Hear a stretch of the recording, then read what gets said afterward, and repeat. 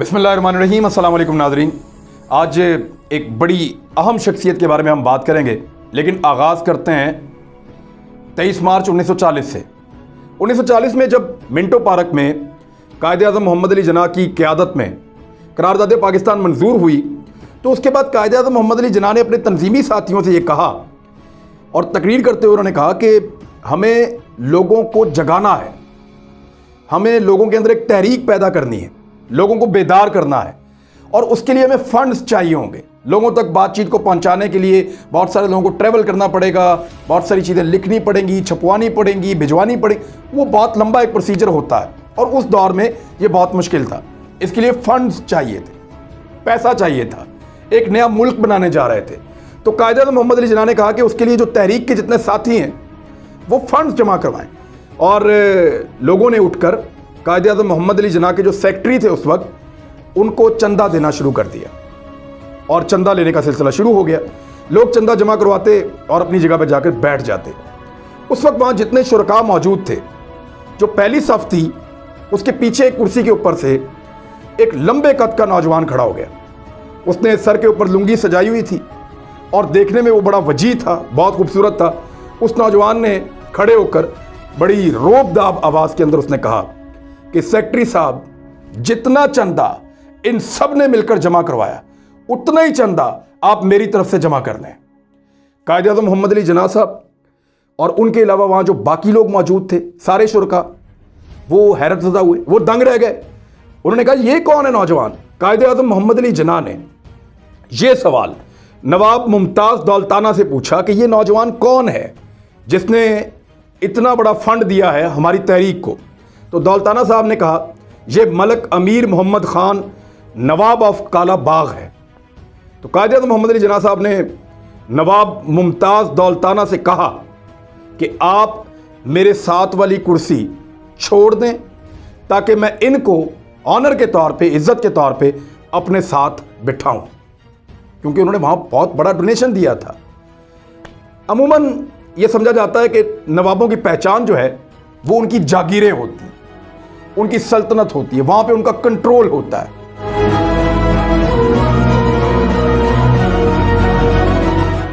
ये इज्जत नवाब ऑफ कालाबाग को इसलिए नहीं दी कि वो बहुत ज़्यादा पैसा था, वो इसलिए दी कि वो ज़्यादा डोनेट कर रहे थे, ज़्यादा हिस्सा ले रहे थे आज़ादी की तहरीक में, और उस वक्त वो बड़े सगीर के मुसलमानों के लिए ऑक्सीजन का दर्जा रखती थी। तो कायद-ए-आज़म मोहम्मद अली जिन्ना ये अच्छी तरह जानते थे कि किसको कहाँ कब बिठाना है।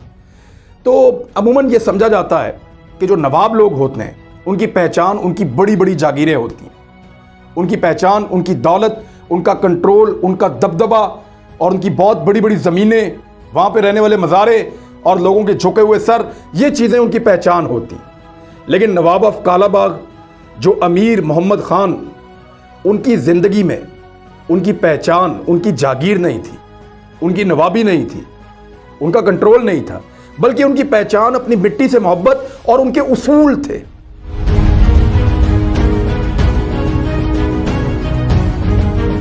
मलक अमीर मोहम्मद ख़ान सॉल्ट रेंज के सुर्ख पहाड़ों के दरमियान बहते हुए शेर दरिया सिंध की धारों का नवाब था, क्योंकि वहां से दरिया सिंध जो है वो एक इस मोड़ के साथ गुजरता है और वहीं पे तो कालाबाग डैम बनाना चाहते हैं, वही वो साइट है। नवाब मलक अमीर मोहम्मद ख़ान 20 जून 1910 को कालाबाग में पैदा हुए थे। अब ज़रा कालाबाग के बारे में मैं आपको बता दूं, ये कालाबाग है क्या, इसका नाम कालाबाग क्यों है। तो बात यह है कि कालाबाग को कालाबाग इसलिए कहते हैं और इसकी कहानी जो है वो नवाबों के साथ ही वाबस्ता है। नवाब ऑफ कालाबाग ने बहुत पहले माजी में शहर के अंदर एक बहुत बड़ा बाग बनाया था और उसमें बरगद के, जिसको पंजाबी में आप बोर्ड कहते हैं, उसके बहुत सारे ऑक ट्रीज भी कहते हैं, वो बहुत सारे दरख्त उसके अंदर लगाए। वो दरख्त बहुत बड़े बड़े और घने हो गए। वो दरख्त दूर से जब नज़र आते थे तो ऐसा लगता था कि काले रंग के हैं।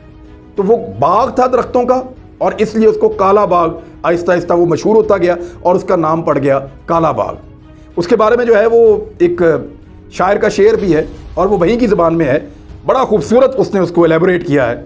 और अगर कभी आप वहाँ जाएँ पहाड़ों से गुजरते हुए, जो नए रोड बने हैं, सी पैक का एक हिस्सा भी वहाँ से गुजर रहा है, तो आपको बिल्कुल ऐसे ही दिखाई देगा जैसे उस शख्स ने इसको लिखा था या ये शेर बोला था कि उत्ते पहाड़ थल्ले पानी, ऐ है काला बाग दी निशानी। तो ऐसा ही है जी, ऊपर पहाड़ है, नीचे पानी है और बीच में वो काले दरख्त है, और यही एक निशानी है जो काला बाग की दूर से आपको नज़र आ जाती है। नवाब साहब ने ऑक्सफोर्ड यूनिवर्सिटी से तालीम हासिल की थी। उनका शुमार मुल्क के सबसे बड़े जागीरदारों के अंदर होता था। अच्छा, ये जो लुंगी जो मैंने आपको बताया उन्होंने अपने सर के ऊपर सजाई हुई थी, उनकी दस्तार जो रवायती है, ये नवाब साहब के हमेशा साथ रही। जब वो ऑक्सफोर्ड में पढ़ते थे तो तब उनको मुखालफत का सामना भी करना पड़ा, और कुछ तो लोग ये कहते हैं या कुछ इस तरह की बातें मशहूर हैं कि उनको बहुत जुर्माना देना पड़ा बार बार ये दस्तार पहनने की वजह से। लेकिन उन्होंने जुर्माना दिया और उन्होंने तनकीद को अपने ऊपर लिया, लेकिन अपनी दस्तार को नहीं छोड़ा, उसको उन्होंने सर के साथ जोड़ के रखा। तो ये उनके उसूल थे। नवाब साहब जो हैं, उनका जो असल पॉलिटिकल करियर है, जहाँ से उनकी पहचान बनती है, वो मामला शुरू होता है 1956 में। 1956 में नवाब मलिक अमीर मोहम्मद खान ने इलेक्शन लड़ा मगरबी पाकिस्तान की एक सूबाई असम्बली का। कामयाब हो गए, असम्बली में पहुंच गए। मगरबी पाकिस्तान के उस वक्त वज़ीर आला जो बने थे उनका नाम था नवाब इफ्तिखार हुसैन ममदूट। मलिक अमीर मोहम्मद खान के अलावा ये वज़ीर आला किसी को नहीं मिलते थे, बल्कि मिलना गवारा ही नहीं करते थे, और वो चाहते थे कि नवाब साहब को वज़ीर बनाया जाए, लेकिन नवाब साहब ने इनकार कर दिया। फिर सदर सिकंदर मिर्ज़ा की जानिब से उन्हें वज़ारत की पेशकश हुई, जिसको उन्होंने इन तारीखी जुमलों के साथ रद्द किया था। अब ज़रा आप उनकी मेंटेलिटी को समझें कि वो किस तरह के इंसान थे। उन्होंने कहा, मेरे लिए ये मुमकिन नहीं है कि टके टके के मेंबरान के सवालों के जवाब दूं और बात बात पर जनाब स्पीकर की गर्दान करूं। वो किसी को यस बॉस नहीं कह सकते थे, किसी के सवाल का जवाब नहीं दे सकते थे, और किसी को जनाब कहकर मुखातिब नहीं करते थे।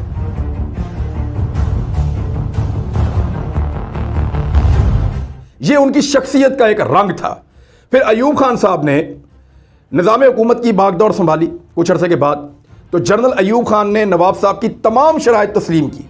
उनको पता चला एक शानदार आदमी है, बाहर से पढ़ा हुआ है, चीज़ों को बहुत अच्छा जानता है, काबिल आदमी है, इससे फ़ायदा उठाना चाहिए। तो उन्होंने तमाम शराइत मान ली। यानी आप किसी को जवाब दे नहीं होंगे, आपसे कोई सवाल नहीं कर सकेगा, आपको किसी के आगे झुकना नहीं पड़ेगा, और आप खुद मुख्तार होंगे।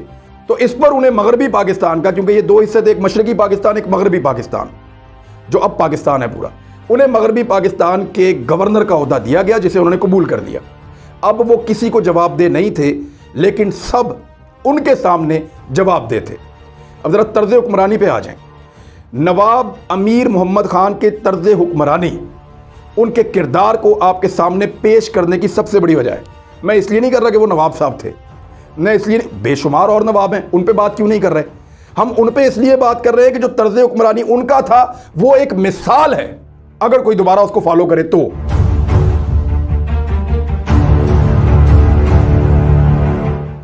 नवाब साहब की उस दौर की हुक्मरानी आने वाले हुक्मरानों के लिए एक मिसाल बन गई।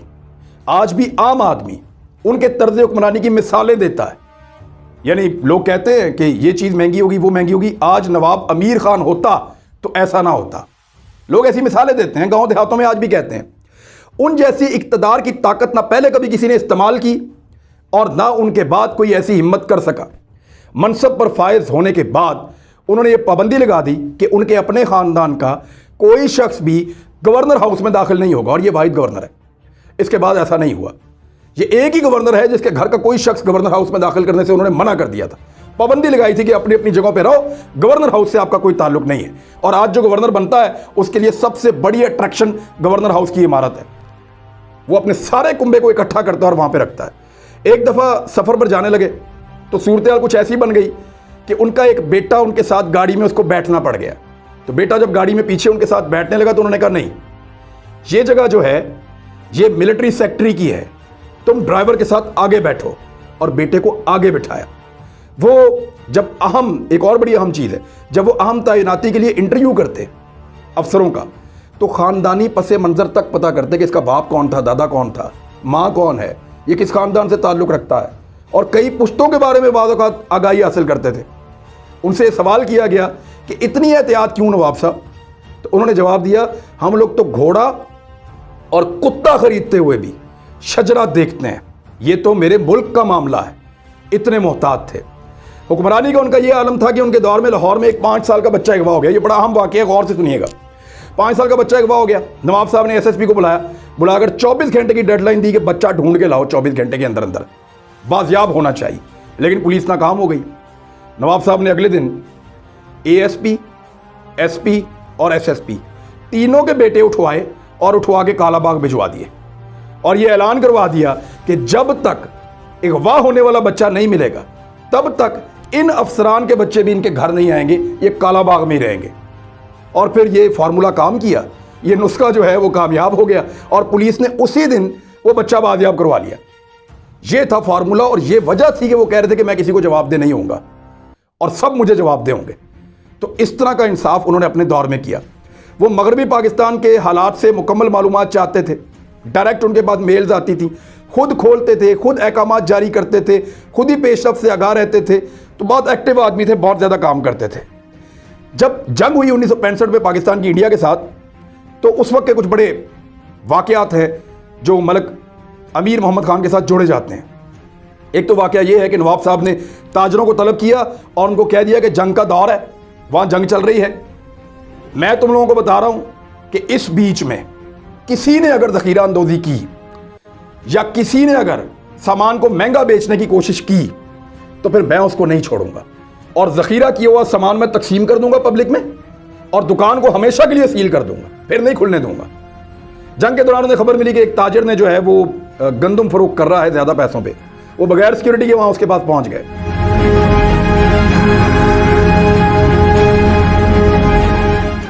तुम ये समझते हो कि अमीर मोहम्मद जंग में मसरूफ है और तुम मनमानी कर लोगे। मेरी मूंछ को ताव आने से पहले नर्ख अपनी जगह पर ले आओ, वरना ऐसी सजा दूंगा कि रहती दुनिया याद करेगी। और उसके बाद कभी भी पूरे मगरबी पाकिस्तान से उनके दौर में कोई एक शिकायत भी नहीं आई कि कोई शख्स किसी चीज़ को ज़्यादा कीमत में बेच रहा है या उसको ज़ख़ीरा कर रहा है।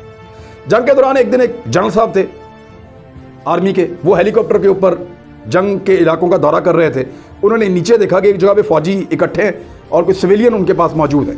उन्होंने हेलीकॉप्टर उतरवाया और उस जगह पे पहुंचे। वहाँ गए तो देखा वहाँ पे नवाब ऑफ कालाबाग मलक अमीर मोहम्मद खान वो मौजूद हैं और फ़ौजियों के अंदर बिस्किट तकसीम कर रहे हैं। नवाब साहब जो हैं वो सूजी के, अलसी के और देसी घी के बने हुए ये बिस्किट अपने घर से बनवा कर लाए थे फ़ौजियों के लिए। जनरल शेर अली थे वो। उन्होंने ये देखकर नवाब साहब से कहा कि कौम को आप जैसे लीडरों की ज़रूरत है जो बॉर्डर के ऊपर आकर खड़े हो जाएं जंग के दौरान और फौजियों के बीच में आप उनको खाना खिला रहे हैं। तो नवाब साहब ने जवाब दिया कि जंगें हमेशा कौम के जज्बे से लड़ी जाती हैं और मैं भी इसी कौम का एक बेटा हूं।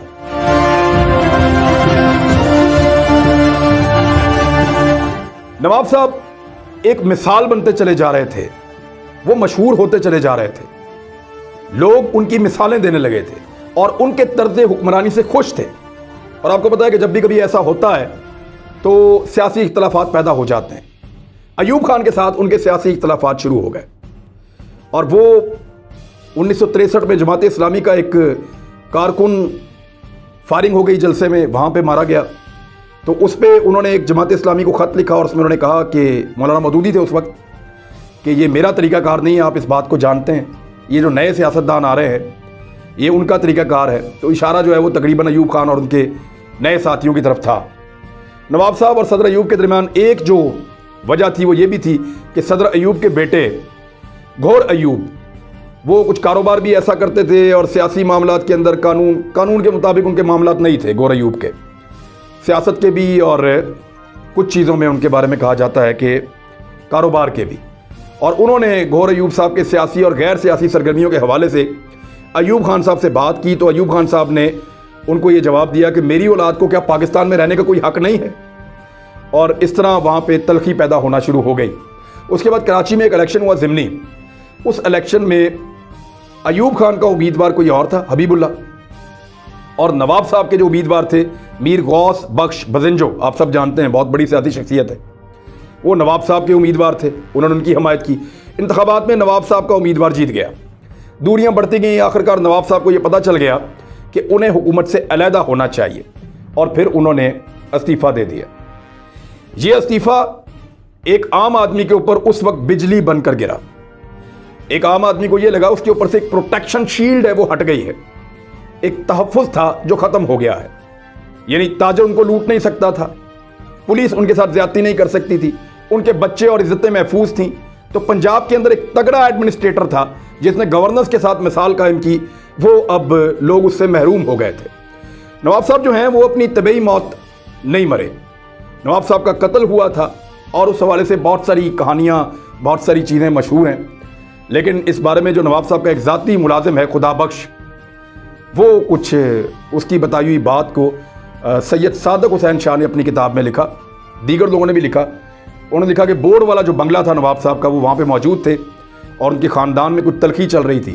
اس بنگلے میں دنیا بھر کے اور پاکستان کے تمام لیڈرز تقریباً آ چکے تھے اور تمام کو نواب صاحب وقتاً فوقتاً یہاں پہ مہمان نوازی کا شرف حاصل کر چکے تھے. یعنی پوری دنیا سے, میں بتا رہا ہوں, امریکنز, یورپینز, برٹنز, سارے وہاں پہ آتے تھے. پاکستانی بڑے بڑے لوگ, بھٹو صاحب, ایوب خان, یہ سب وہاں پہ گئے تھے. تو 26 نومبر 1977 کو جو ان کے ملازم کے بقول کہ جب وہ کچھ ٹرے کے اندر روایتی کھانے پینے کی چیزیں, بادام, گاجریں, یہ رکھ کر گیا اور پھر اس کو کچھ شور کی آواز آئی. جب وہ وہاں پہنچا تو اس نے دیکھا کہ نواب صاحب کے 2 بیٹے کمرے میں موجود ہیں, فائرنگ بھی ہوئی تھی اور نواب صاحب کا انتقال ہو گیا. یہ ایک خاندانی چپکلش تھی, ایک خاندانی لڑائی تھی اور وقتی طور پہ وہ اتنی بڑھ گئی کہ اس کی وجہ سے نواب صاحب اس دنیا میں نہیں رہے. یہ بہت قیمتی آدمی تھا. نواب صاحب کو لوگ آج بھی یاد کرتے ہیں اور ایک خاندانی لڑائی کے نتیجے میں جب ان کا انتقال ہو گیا, یہ اس دنیا سے چلے گئے, قتل ہو گئے, تو آج تک یہ معاملہ بھی حل نہیں ہوا. یہ معاملہ وہیں پہ دب گیا. لیکن ایک بات پکی ہے کہ وہ ایک آدمی تھا جس کی وجہ سے آج بھی وہ خاندان مشہور ہے. کالا باغ نواب آف کالا باغ کی وجہ سے مشہور ہے اور نواب آف کالا باغ کا درجہ ملک امیر محمد خان کی وجہ سے مشہور ہے. اور ملک امیر محمد خان اپنی جاگیر کی وجہ سے نہیں, اپنی گورننس کی وجہ سے مشہور ہے. اس نے لوگوں کو وہ دیا جو لوگ ایک حکمران سے چاہتے ہیں. اور آج بھی ان کے خاندان میں بہت سارے لوگ ہیں, بہت سارے نواب ہیں, بہت سارے نوجوان ہیں, لیکن ایک بھی ویسا نام پیدا نہیں کر پایا جو ملک امیر محمد خان کا تھا. لوگ اسے یاد رکھیں گے. اب تک کے لیے اتنا ہی. اپنا خیال رکھیے گا, اپنے اس چینل کا بھی. اللہ حافظ.